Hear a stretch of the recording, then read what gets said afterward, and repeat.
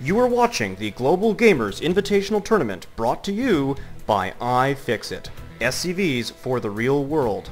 The Handsome Nerd attire for the handsomest of nerds. And Esports United, sponsored by Intel. This broadcast is also made possible by IC Cup TV, TeamLiquid.net, and of course, Blizzard Entertainment. Hello everyone and welcome back to Game 2 of the series between Capoch, the green Protoss, and his opponent oGs.Ensnare, the blue Terran. oGs lost the previous game in the series and has elected to play Game 2 on Scrap Station, which is an interesting choice, I have to say. Before I go on to that though, I do want to thank those sponsors, iFixit SCVs for the real world, and also Esports United and the Handsome Nerd. All three of those sponsors generously donating to this tournament and bringing out the big international names. So far, of course, no construction going on. Both hit 9, so we'll get our SCVs and pylons and see where players go from there.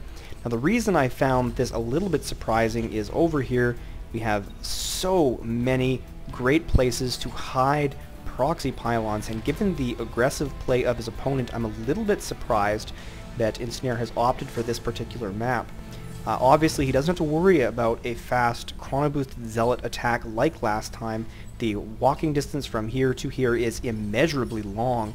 However, he does have to be very concerned about proxies, and there are just so many nooks and crannies, even here, that you can build proxy gateways or proxy pylons for warp-ins. So, a little bit surprised by that, but we'll see how this match unfolds. Looks like Capoch going to try and harass his SCV, not going to be able to, unfortunately. Quick response there by oGs.Ensnare to deal with that early probe. And once again, at 10 hit points, the probe is going to run off and have a look around the base. Another player going for anything aggressive, it seems. We do have that early gas from Capoch. He's probably not going to be rushing Zealots, probably going to be going for fast Stalkers, which you want in this matchup. Standard play is Protoss goes Gateway, Cyber Core, gets that fast Stalker to go harass the Terran base, see if he's going Marauders. If he isn't going Marauders, you can harass quite nicely with Stalkers, regenerating their shields. And of course, Stalkers very important to deal with any Reaper harass. So yes, standard play by both. We do have the Cyber Core going down at the same time as an Orbital Command, as we'd expect.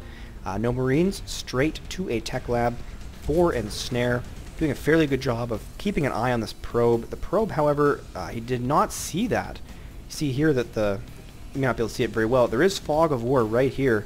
So it looks like this probe is going to get in and build a proxy pylon. The moment he stopped chasing it, the probe is back in, and it's going to be hiding in this corner trying to get that up. So there will be a warp option if Ensnare does not recognize that's there.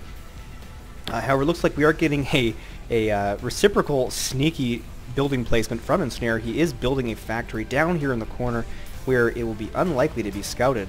And I don't know which tech he's trying to hide. I guess maybe he's going to go for a fast starport or fast tanks. We'll have to see what the plan is for that. And that first Stalker looks like it's going to be on the way. Standard play from Capoch here, getting that second gateway and getting that fast Stalker out. Going to be able to deny any further scouting from his opponent. You can see also these Marines look like they're doing a quick tour, like I said, of all those nooks and crannies to make sure that there are no proxy pylons. However, he does not seem to be aware of the pylon in his base, checking all the second places and none of the first places. So he has done a pretty good survey of this area. Hopefully he'll check the inside of his base and deny this pylon.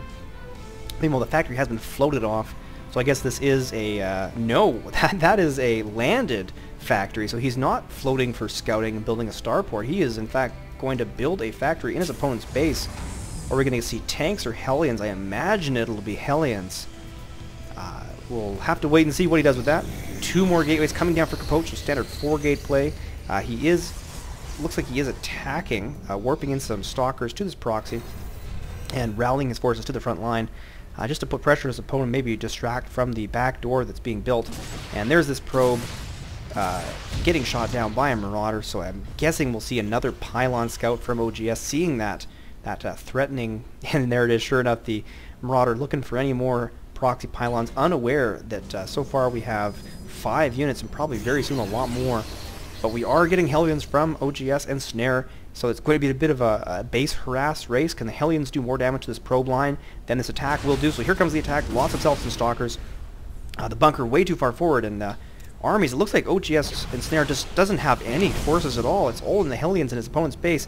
See that massively smaller supply, and he is, in fact, in a terrible spot, going for a 1-1-1 build. He has no army, completely unprepared for this push, and is able to drive back those SCVs, and they are going to retreat to the safety of these bunkers and forces, but no mining is going to take place for a fairly long time. Meanwhile, these Hellions are loose. Looks like some Stalkers did get warped in. Income-wise, we are down to 13 probes, so clearly the Hellions did do a lot of damage, but we are engaging in. The SCVs trying to get back to the minerals. The Marines and Marauders are pushing out. The SCVs leading the charge to soak up some hits and attack those Zealots. That's actually okay for Capoch. That's what he wants to do, is kill those SCVs and equalize things a little bit, but it looks like the overwhelming force of Capoch is going to be enough. Yes, he has taken out all the SCVs, and there is a GG from oGs.Ensnare. Capoch is going to take this game 2-0 in under 20 minutes played. Beats his opponent both times with very, very early rushes and proxies, early aggression. That's very surprising, but hats off to Capoch for some good, smart play, and Ensnare just not prepared, trying to tech too fast, and just did not get enough barracks either game. So Ensnare will be advancing to the next round. Ensnare will not be advancing. Capoch will be. Once again, thanks for tuning in to the Global Gamers Invitational Tournament. I am Mac, and big thanks to those sponsors. You can keep following this tournament on TeamLiquid.net, and of course all the matches on IC Cup TV. So until next time, have a good one.